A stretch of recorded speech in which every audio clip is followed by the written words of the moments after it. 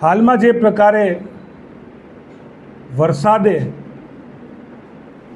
ખેડૂતોના ખેતર બરબાદ કરી નાખ્યા, કુદરતી આફત, પણ શું ખરેખર આ કુદરતી આફત હતી કે માનવે નોતરેલી આફત હતી?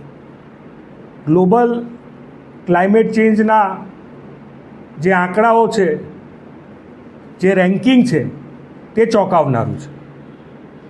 જર્મન વોચ દ્વારા છેલ્લા 3 દાયકામાં સમગ્ર વિશ્વમાં ક્લાઇમેટ રિસ્ક ઇન્ડેક્સમાં ભારત દેશને 6ઠ્ઠા ક્રમે મૂક્યું છે.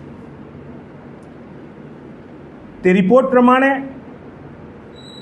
ક્લાઇમેટ ચેન્જના લીધે જે ફ્લડ આવ્યા, પૂર આવ્યા, સાયક્લોન્સ આવ્યા, વાવાઝોડા આવ્યા અને જે પણ ક્લાઇમેટ ચેન્જના લીધે ઘટનાઓ બની, તેના લીધે ભારત દેશમાં $180 બિલિયન નુકસાન અને 80,000 લોકોએ જીવ ગુમાવ્યા.